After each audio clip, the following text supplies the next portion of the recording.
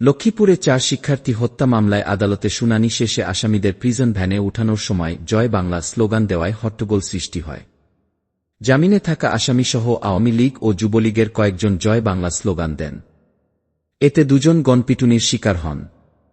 এর মধ্যে পরাণ চৌধুরী নামের একজনকে আটক করে পুলিশে সোপর্দ করা হয়।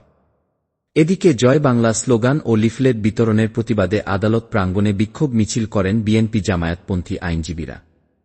রবিবার ২ ফেব্রুয়ারি দুপুরে লক্ষ্মীপুর চিফ জুডিশিয়াল ম্যাজিস্ট্রেট আদালত প্রাঙ্গণে এ ঘটনা ঘটে। বিক্ষোভ শেষে বক্তব্য দেন জেলা ও দায়রা জজ আদালতের সরকারি কৌঁসুলি পিপি আহমেদ ফেরদৌস মানিক ও জেলা জামায়াতের সহ সেক্রেটারি অ্যাডভোকেট মহসিন কবির মুরাদ। আটক পরাণ লক্ষ্মীপুর পৌরসভার ৩ নম্বর ওয়ার্ড বাঞ্চানগর এলাকার মৃত সিরাজ চৌধুরীর ছেলে। তিনি যুবলীগের রাজনীতির সঙ্গে জড়িত ছিলেন বলে জানা গেছে। পুলিশ আইনজীবীসহ প্রত্যক্ষদর্শীরা জানায়, রবিবার লক্ষ্মীপুরে আফনান ও সাব্বির সহ ৪ শিক্ষার্থী হত্যা মামলায় অভিযুক্ত আসামিদের শুনানি ছিল। এসব মামলায় শুনানি শেষে সদর উপজেলা আওয়ামী লীগের সভাপতি হুমায়ুন কবির পাটোয়ারি, লক্ষ্মীপুর পৌর আওয়ামী লীগের সভাপতি সৈয়দ আহমদ পাটোয়ারি, জেলা ছাত্রলীগের সাংগঠনিক সম্পাদক শাহিন আলম সহ গ্রেপ্তার হওয়া আসামিদের কারাগারে নেওয়ার জন্য প্রিজন ভ্যানে উঠাচ্ছিলেন পুলিশ।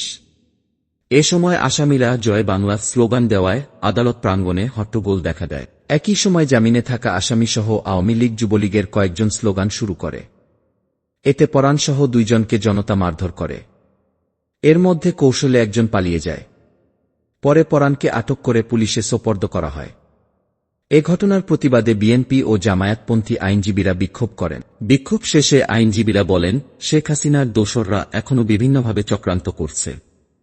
আদালত প্রাঙ্গণে জয় বাংলা স্লোগান দিয়ে লিফলেট বিতরণের ঘটনায় জড়িতদের চিহ্নিত করে দ্রুত গ্রেপ্তার করতে হবে।